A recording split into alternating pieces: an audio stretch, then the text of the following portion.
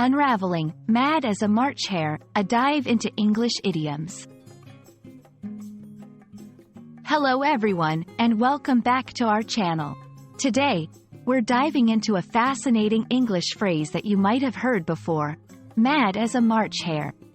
This idiom is rich in history and meaning, and understanding it can give you great insight into English language and culture.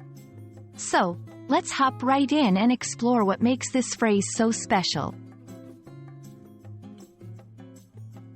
The phrase, mad as a March hare, is used to describe someone who is behaving in a crazy, wild, or unpredictable manner. The interesting part of this idiom lies in the comparison to a hare, especially during the month of March. But why March, and why a hare? Let's find out in the next section.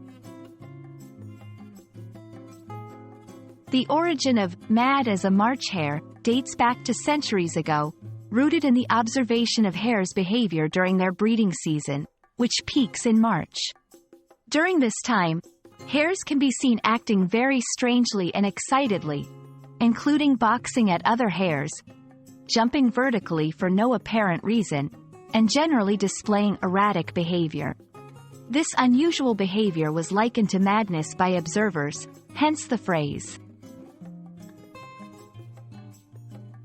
This idiom has been popularized in literature and culture, most notably in Lewis Carroll's Alice's Adventures in Wonderland, where the character of the March hare is portrayed as behaving in a bizarre and unpredictable manner. The phrase embodies the essence of eccentricity and has been used in various contexts to describe erratic behavior or madness, making it a colorful addition to the English language. Using mad as a March hare in conversation is a great way to add flair to your language. It's perfect for situations where someone is acting unusually or when you want to describe bizarre behavior in a humorous and light-hearted way. Remember, idioms like this one are best used in informal settings. And that wraps up our exploration of the phrase, mad as a March hare. We hope you found this dive into English idioms both enlightening and entertaining. Idioms like these are a window into the culture and history of the English language, and understanding them can enrich your communication skills.